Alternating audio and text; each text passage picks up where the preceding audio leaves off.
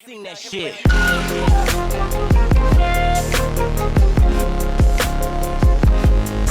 Yeah. Hello everyone, welcome to my channel. आज मैं कक्षा 9 की काव्य रचना वाक सरल शब्दों में समझाने का प्रयास करूंगी। बच्चों, वाक का शाब्दिक अर्थ होता है वाणी, और यह काव्य रचना एक शैली है।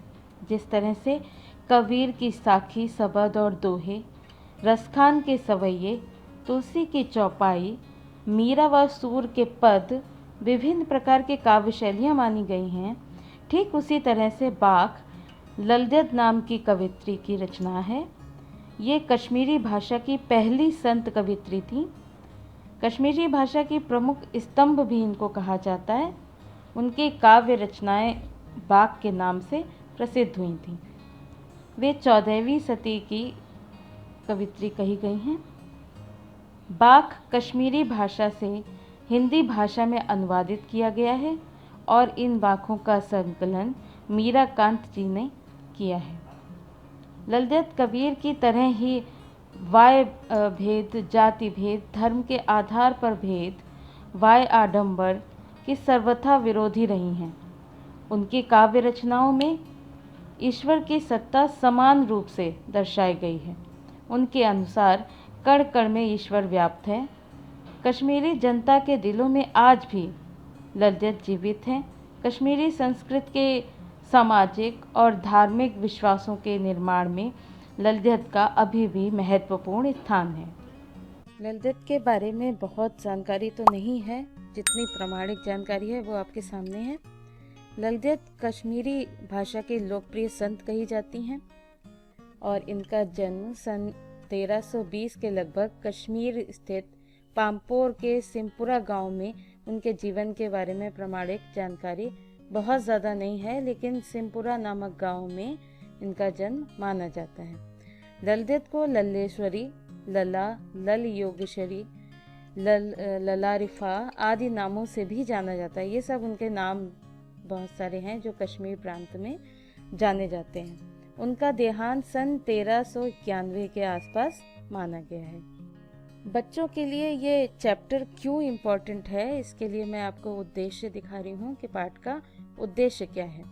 विद्यार्थियों को भक्ति काल की व्यापक जन चेतना और उसके अखिल भारतीय स्वरूप से परिचित कराने के उद्देश्य से यहाँ ललजद के 4 वाकों का हिंदी अनुवाद प्रस्तुत किया जा रहा है।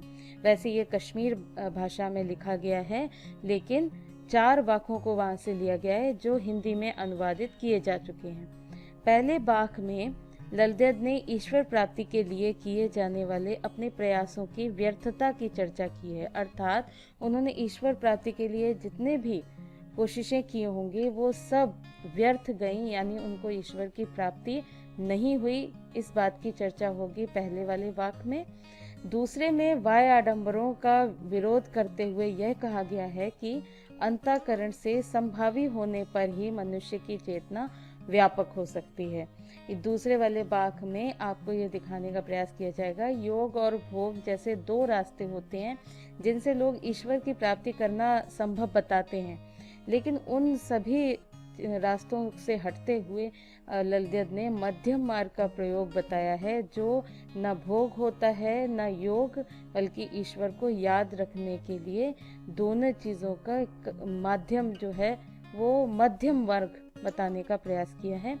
दूसरे शब्दों में यह इस माया जाल से कम लिप्त होना बताया है। मतलब हमें सांसारिकता से थोड़ा बहुत तो मतलब रखना होता है, लेकिन पूरी तरह से लिप्त ना होकर हम ईश्वर को भी याद रखें, यह बात ललजद ने बताई है।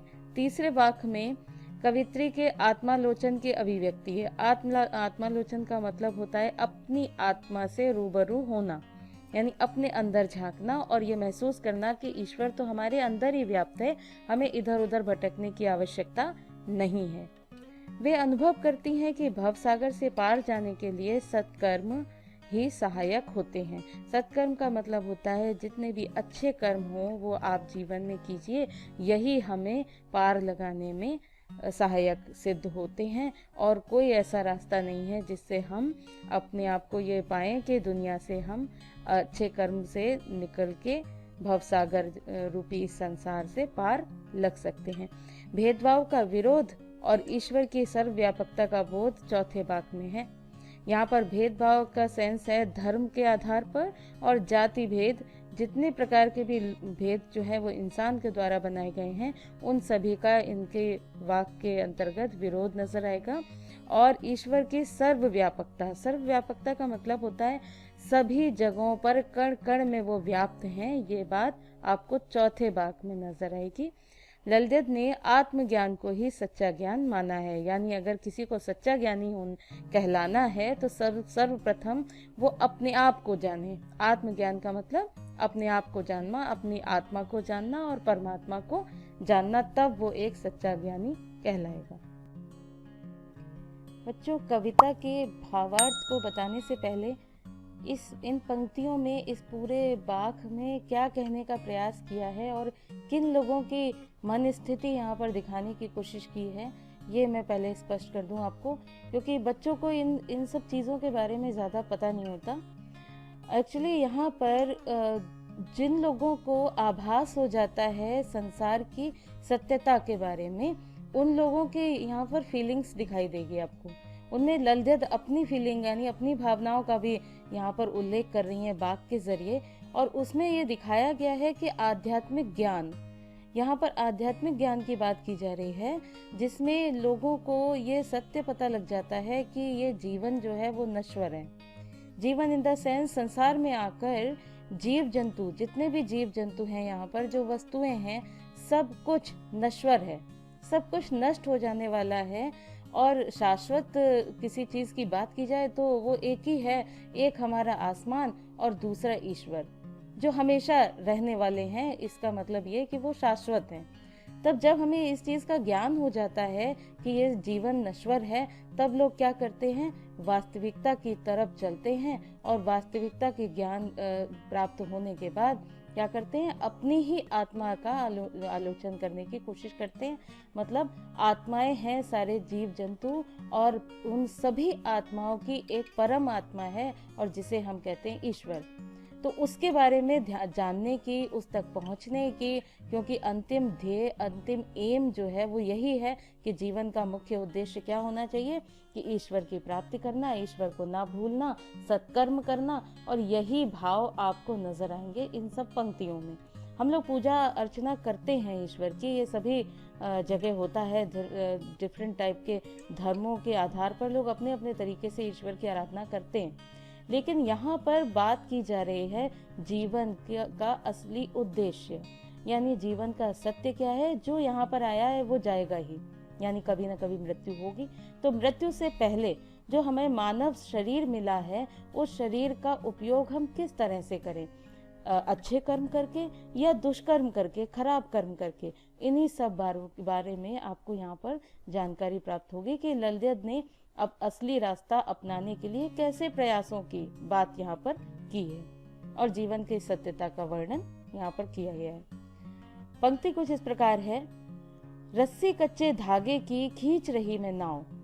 यहाँ पर कच्चे धागे का सेंस होगा हमारी सांसें, या हम जीने के लिए जो भी साधनों का यूज कर रहे हैं, उन साधनों को उन्होंने कच्चे धागे के समान बताया है। कच्चे धागे का सेंस क्यों लगाया उन्होंने, क्योंकि कच्चे धागे ऐसे होते हैं जो आसानी से टूट जाते हैं, और यहाँ सांसों का भी कोई भरोसा नहीं, कब सांस रुक जाए और हमारा जीवन समाप्त हो जाए। अब ये नाव क्या चीज़ है, नाव जो है वो हमारा जीवन है। हम अपनी नाव को कच्चे धागे से खींच रहे हैं, जिसको हमें पता नहीं है कि कब वो नाव डूब जाएगी या हमारा जीवन समाप्त हो जाएगा। तो हमें जीवन समाप्त होने से पहले पहले किस तरह से ईश्वर की प्राप्ति करनी चाहिए। तो कवित्री ने इन पंक्तियों में अपने इंतजार और प्रयास का वर्णन किया है कि कब उनका मिलन परमात्मा से होगा, क्योंकि उनके जो जीवन है वो नाव रूपी जीवन है, और जिसको वो कच्चे धागे के समान सांसों से खींच रही हैं। जाने कब सुन मेरी पुकार, करे देव भव सागर पार। ये संसार जो है, ये दुनिया जो है, वो भवसागर है जिससे हमें पार लगाना होता है। और इस भवसागर को पार लगाने वाले ईश्वर होते हैं। यहाँ पर जो कवित्री हैं वो बहुत प्रयासों में लगी हुई हैं कि ईश्वर की प्राप्ति हो जाए, और उनको लगता है पता नहीं ईश्वर हमें हमारी पुकार को कब सुनेंगे और कब मुझे इस संसार रूपी भव सागर से पार लगाएंगे। और यहाँ पर अगली पंक्ति, पानी टपके कच्चे सकोरे। अब ये कच्चे सकोरे क्या चीज़ है? घड़े के ऊपर जो मिट्टी का पात्र होता है जिसमें पानी भरने का हम लोग साधन के रूप में यूज़ करते हैं, तो उसमें जो ढकने के लिए यूज़ किया जाता है एक मिट्टी का पात्र, जो कुछ दीपक का बड़ा रूप मान के चलिए कि एक दिया जो होता है उससे बड़ा होता है वो। और एक और तरीके से आप समझ सकते हैं कि लोग मिट्टी के पात्र में दही जमाने का काम भी करते हैं, उनको भी सकोरा कहा जाता है। तो कच्चे सकोरे का मतलब ये है कि अगर मिट्टी का पात्र कच्चा होता है तो उसमें अगर हम पानी भर दें तो वो बूंद बूंद करके रिश्ता रहेगा और वो समाप्त हो जाएगा पानी। तो इसीलिए मिट्टी को या मिट्टी के पात्रों को पकाया जाता है और तब हम इस्तेमाल करते हैं किसी भी कार्य के लिए। तो यहाँ पर उन्होंने तुलना कैसे की है? प्रयासों की, अपनी प्रयासों की यानी कोशिशों की तुलना की है कच्चे सकोरों से। उनके जो प्रयास हैं वो कच्चे सकोरे के समान है जिसका कोई भी रिजल्ट नहीं निकल रहा। जो उसमें वो करना चाहती हैं, उससे जो प्राप्त करना चाहती हैं वो प्राप्त नहीं हो रहा, और व्यर्थ प्रयास जो हो रहे हैं वो धीरे धीरे नष्ट होते जा रहे हैं, खत्म होते जा रहे हैं। जी में उड़ती रह रहे होक घर जाने की चाह है घेरे।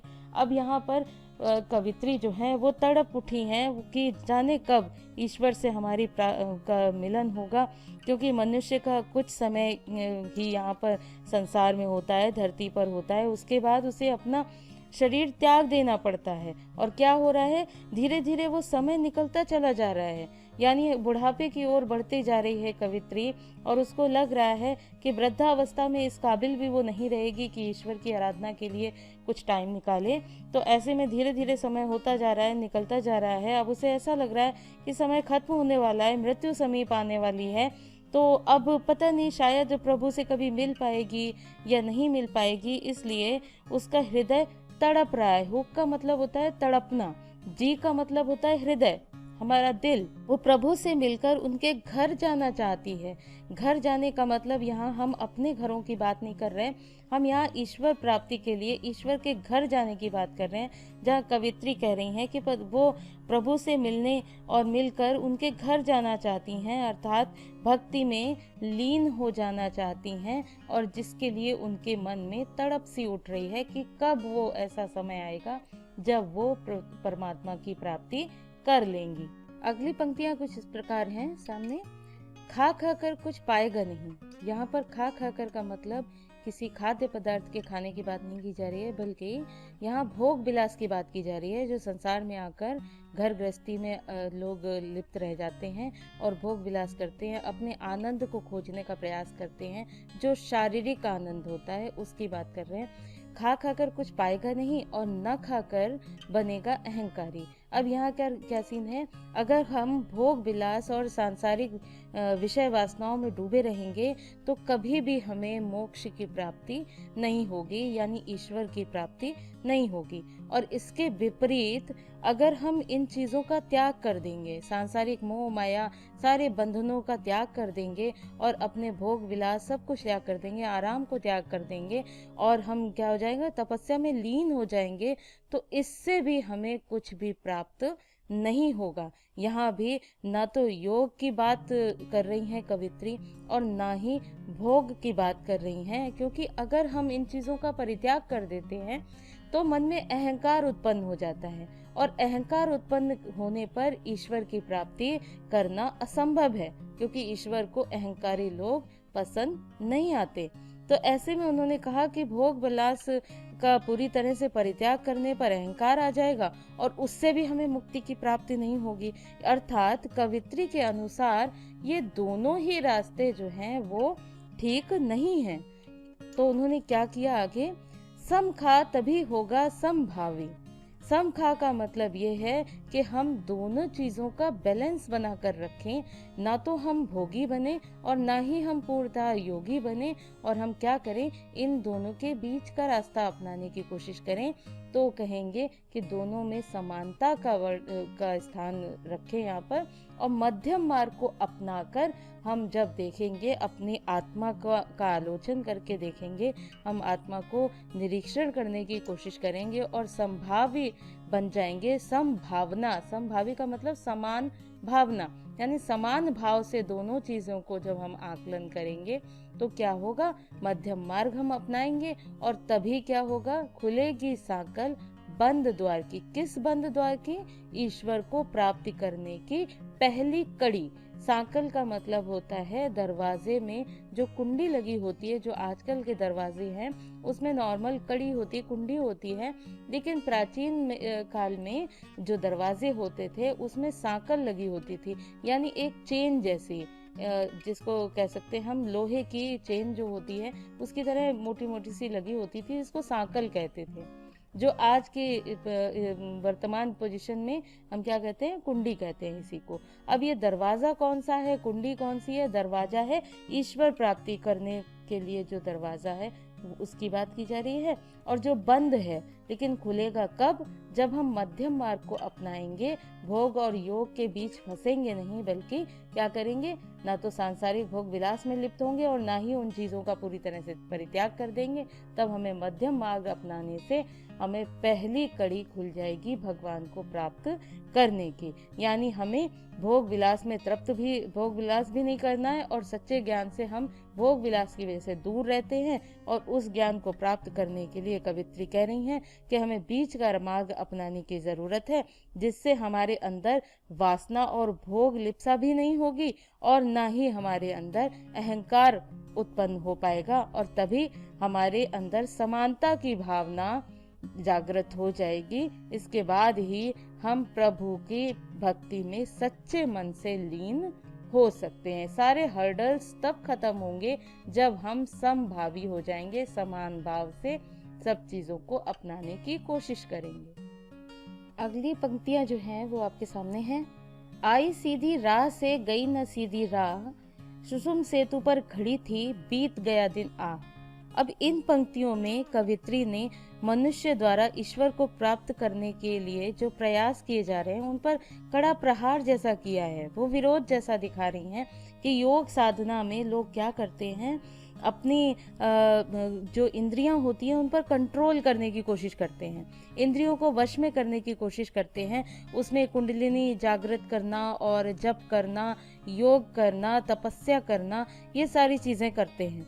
और उन चीज़ों को जब हम करते हैं तो सांसारिकता, हमारे अंदर जो भावनाएं हैं, मोह माया जैसी, वो चीज़ें हम पर हावी हो जाती हैं, और वो मार्ग जो होता है काफ़ी टिपिकल होता है, बहुत मुश्किल मार्ग है ये सब करना।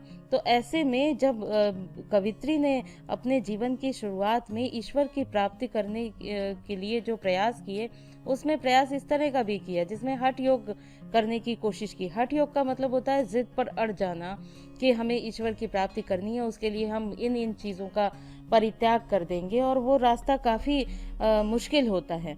तो ऐसे में जब उन्होंने प्रयास किया योग साधना के थ्रू भगवान को प्राप्त करने का, तो क्या हुआ, वो रास्ते से भटक गई। आई सीधी राह से गई न सीधी राह, अर्थात उन्होंने योग साधना के थ्रू ईश्वर को प्राप्त करने का प्रयास किया। तो यहाँ पर पहली पंक्ति में नजर आएगा कि आई सीधी राह से, मतलब जब उन्होंने जन्म लिया था तो जन्म लेने पर वो बिल्कुल ठीक थी, सीधी राह पर चल रही थी, लेकिन जब यहाँ से जब आ चुकी तब फिर वो उनका रास्ता भटक गया, वो रास्ते से भटक गई, यानी यहाँ की सांसारिकता में लिप्त हो गई, भोग विलास और उन चीज़ों में पड़ने से वो ईश्वर के बारे में भूल गई। और ऐसे में जब उनको याद आया तो उन्होंने हठ योग का साधन अपनाया, हठ योग का प्रयास किया और कोशिश की कि ईश्वर का प्राप्त करें, और उसमें जप, जागरण, कुंडलिनी और इन चीज़ों पर, इंद्रियों पर वश करने वाली बात जब उन्होंने की, तो ये सब करने के बाद भी उनको परमात्मा की से मिलन नहीं हुआ। तो ऐसे में उन्होंने कहा सुषुम्ना सेतु पर खड़ी थी बीत गया दिन आ। और वो सुषुम्ना नाड़ी होती है एक, तो उस नाड़ी की बात यहाँ पर की गई है कि उस पर उन्होंने जब कंट्रोल करने का प्रयास किया तो वो बीच रास्ते में आके वो भटक गई, क्योंकि वो सांसारिकता से दूर नहीं जा पाई। और ऐसे में वो सेतु पर, सेतु यानी पुल, ब्रिज, तो उस पर आकर वो फंस गई और रास्ता भटक गई वो। और भटकने से मतलब यहाँ ये है कि संसार में प्रभु भक्ति के लिए अपनाए जाने वाले जो रास्ते हैं वो सब करने के बाद भी उनके हाथ में कुछ नहीं लगा, और वो उसमें जो है उनके दुखी हो चुकी हैं कि ईश्वर को प्राप्त कैसे करें। वो रास्ता भी उनको समझ नहीं आया जो तप और हठ योग का रास्ता उन्होंने अपनाया, और वो भी करना उनके लिए काफ़ी कठिन था। तो इसमें उनका पूरा जीवन लगभग बीत गया। अब वो दुखी हैं कि बीत गया दिन आह। अब दिन का मतलब दिन से नहीं है बल्कि उम्र से है, कि उम्र का काफ़ी टाइम पीरियड जो है वो निकल चुका है। अब वो इस चीज़ से वो आहत हो चुकी हैं, दुखी हैं। और अंत में जब अपने आप को टटोल रही हैं, अपने आप को निरीक्षण कर रही हैं, आत्मनिरीक्षण करने कह सकते हैं इसको, तो क्या हो रहा है, जेब टटोली कौड़ी ना पाई। जब वो आप आत्मनिरीक्षण कर रही हैं तो लग रहा है कि खाली हाथ रह गए, यानी ईश्वर की प्राप्ति अभी भी नहीं हुई है। जीवन भर काफ़ी बीत चुका है लेकिन अभी भी उनके हाथ कुछ नहीं लगा है। कौड़ी न पाई का मतलब ये होता है, कौड़ी का मतलब होता है मुद्रा।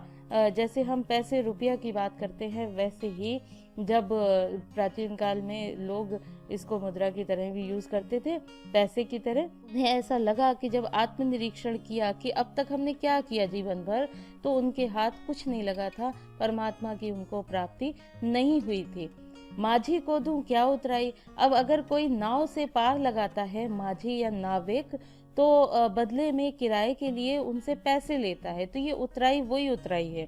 लेकिन यहाँ पर इस पंक्ति में नाविक और नाव की बात नहीं, बल्कि संसार रूपी भव सागर से पार लगाने वाले माझी अर्थात ईश्वर की बात की गई है। और जब ईश्वर के पास वो जीवन व्यतीत करने के बाद जब ईश्वर के पास जाएंगी तो उनको इस बात का डर लग रहा है कि यहाँ से जब वो वहाँ पहुँचेंगी तो उनके पास कुछ भी नहीं है। ईश्वर को किस बात का क्या जवाब देंगी वो, क्योंकि उन्होंने जीवन में कोई इस तरह के सत्कर्म नहीं किए होंगे, या ईश्वर की प्राप्ति जितने भी प्रयास किए हैं वो सब व्यर्थ होने की वजह से उनको अभी तक प्राप्ति नहीं हो पाई। वो ईश्वर के नज़दीक नहीं पहुंच पाई हैं, तो उनके पास खाली हाथ है वो, और ईश्वर को कुछ न देने की स्थिति में है। माझी यानी ईश्वर, और उतराई का मतलब होता है वो किराया जो नाव से पार लगाने के बाद देना पड़ता है। तो ईश्वर को देने के लिए उनके पास कुछ भी नहीं बच रहा है, ऐसा उनको लग रहा है। अब आगे की पंक्तियों में ईश्वर की प्रभुसत्ता की बात की जा रही है कवित्री के द्वारा, और उन पंक्तियों में से समझ में आएगा कि वो ईश्वर को सर्वव्यापक मानती हैं। जैसे पंक्ति में है, थल थल में बसता है शिव ही, भेद न कर क्या हिंदू क्या मुसलमान। जिस तरह से कबीर की भक्ति के बारे में हम पढ़ते हैं निर्गुण भक्ति धारा में कि वो धार्मिक जो भेदभाव है उसका विरोध करते हैं, वही चीज़ आपको यहाँ भी स्पष्टतः नज़र आएगी कि वो भी निर्गुण भक्ति धारा की कवित्री नज़र आती हैं, लेकिन यहाँ उन्होंने बात की है शिव की। अब यहाँ शिव जो है क्यों कहा गया ऐसा, ये मैं बताती हूँ आपको। मैंने आपको पहले भी स्टार्टिंग में बताया था, वे 14वीं सदी की एक भक्त कवित्री थी जो कश्मीर की शैव भक्ति परंपरा और कश्मीरी भाषा की एक अनमोल कड़ी मानी जाती हैं। तो यहाँ कवित्री ने कहा कि थल थल में बसता है शिव ही। यहाँ पर थल थल का मतलब है पृथ्वी की हर एक कण कण में ईश्वर व्याप्त है। उसके लिए ये कहने की ज़रूरत नहीं है कि ईश्वर हिंदू में है या मुसलमान में है, इसके लिए भेद करने की ज़रूरत नहीं है। तो इन्होंने इन पंक्तियों में कहा है कि हमें भेदभाव, हिंदू मुस्लिम इत्यादि समाज में व्याप्त बुराइयों का भेदभाव से हमें विरोध करना चाहिए और इन चीज़ों का बहिष्कार कर देना चाहिए, क्योंकि ये भेद जो हैं वो परमात्मा के द्वारा बनाए गए भेद नहीं हैं, अपितु मनुष्य ने स्वयं ही ये भेद बनाए हैं और ये धर्म बनाए हैं और ये जाति बनाई है। तो उनके अनुसार जिस चीज़ के लिए ईश्वर भेदभाव नहीं करता वो समान रूप से सब में व्याप्त है, जीव जंतु हर चीज़ में। तो ऐसे ही बताया उन्होंने कि भेद न कर, यानी कि हे मनुष्य, भेद किसी चीज में मत कर, भेदभाव ना कर, क्या हिंदू क्या मुसलमान, सब एक समान है, क्योंकि ईश्वर कभी भी इनमें भेद नहीं करता। वो एक समान सभी के दिलों में बसने वाले हैं, हर कण में वो उनका सर्वव्यापकता है, वो सभी चीजों में स्थापित हैं। ये कहने का प्रयास इन्होंने प्रारंभिक 2 लाइनों में किया है। ज्ञानी है तो स्वयं को जान, वही है साहिब से पहचान। अब यहाँ साहिब शब्द जो है वो स्वामी या ईश्वर के लिए कहा गया है और परमात्मा के लिए कहा गया है। और इसमें उन्होंने कहा कि अगर अपने आप को ज्ञानी समझते हो तो ज्ञानी का मतलब वो होता है जो स्वयं को पहले जान ले। स्वयं का मतलब अपनी आत्मा का आत्मनिरीक्षण करे और जाने कि क्या वो सत्कर्म करता है। अगर वो सत्कर्म करता है तो वो ज्ञानी है।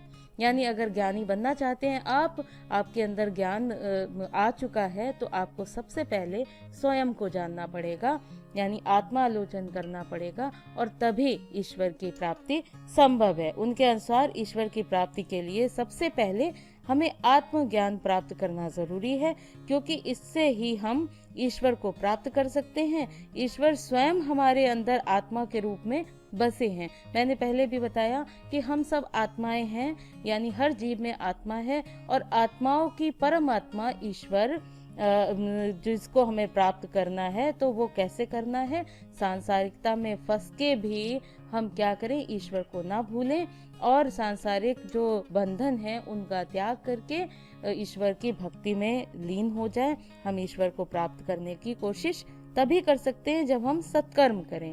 इसलिए कवित्री ज्ञानी पुरुषों से कह रही हैं कि अगर तुम वास्तव में ज्ञानी हो तो स्वयं को पहचानो, क्योंकि आत्मज्ञान ही एकमात्र उपाय है जिससे हम परमात्मा को समझ सकते हैं, उन्हें पहचान सकते हैं। परमात्मा को हम कब पहचानेंगे? जब हम स्वयं को जान लेंगे कि हम क्या हैं, और जब हमको अपने आप को जान लेंगे तो क्या होगा? ईश्वर को जरूर हम पहचान लेंगे और ईश्वर की प्राप्ति तभी संभव है।